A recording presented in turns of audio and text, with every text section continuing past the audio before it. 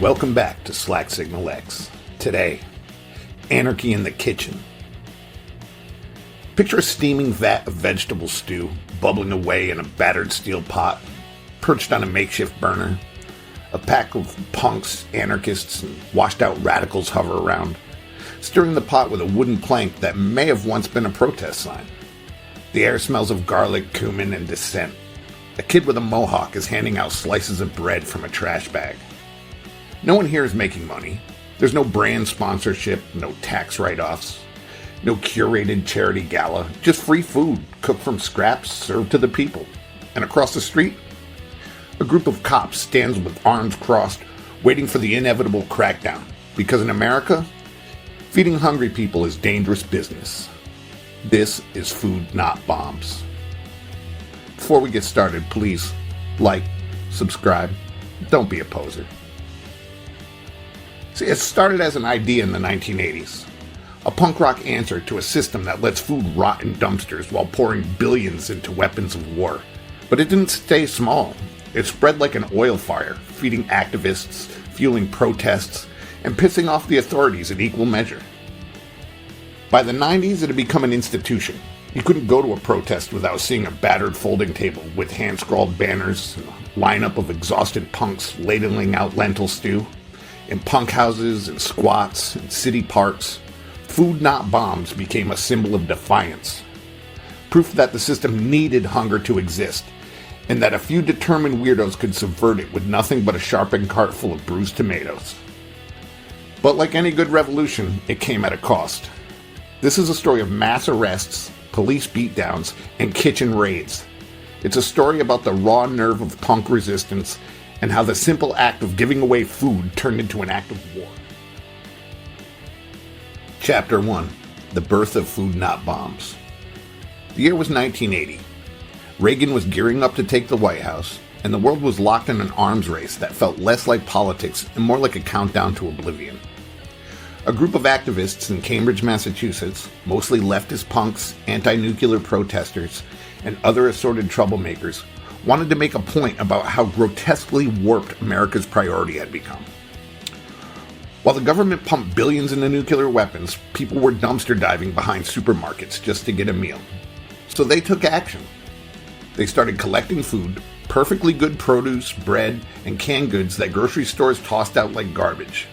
They cooked up massive meals and served them outside a stockholders meeting for a local bank that was investing in nuclear weapons. The message was simple.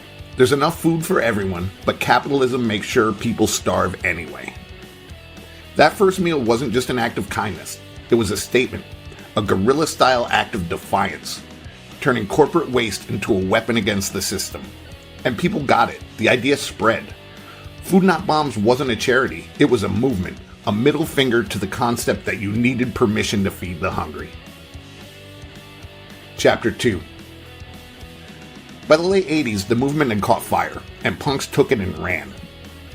Anti-authoritarian, built around the idea that you didn't need permission to create, resist, or survive. Food Not Bombs fit into that ethos like a studded leather jacket. Punk houses and squats became kitchens. Before a show, kids would cook massive batches of food. Stews, stir-fries, rice and beans, anything that could be stretched out and served to a crowd. Then they'd take the food to the streets, setting up outside city halls, parks, or anywhere hungry people gathered. And it wasn't just about feeding the homeless, it was about rejecting the idea that hunger was normal. Take San Francisco.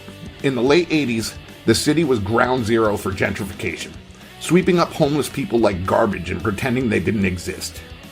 Food Not Bombs set up in front of City Hall, serving food as an act of civil disobedience. The cops were not amused.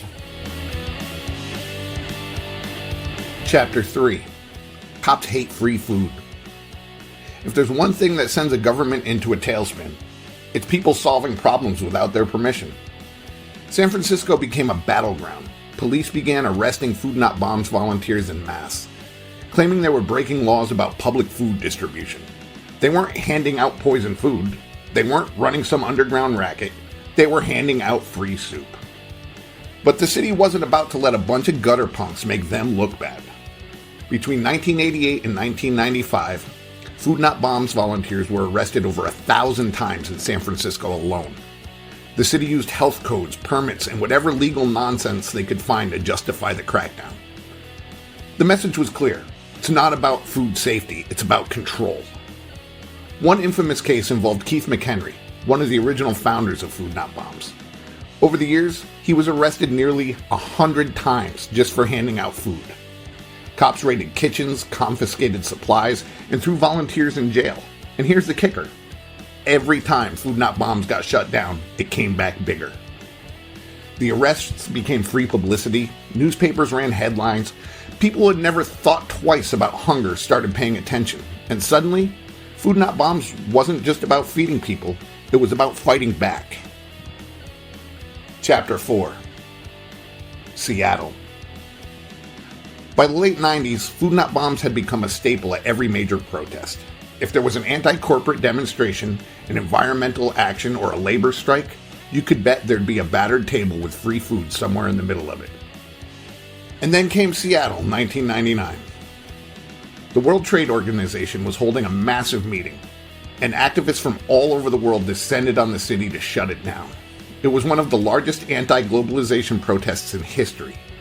Tens of thousands of people flooding the streets, blocking entrances, and disrupting meetings. In the middle of it, Food Not Bombs, feeding the resistance.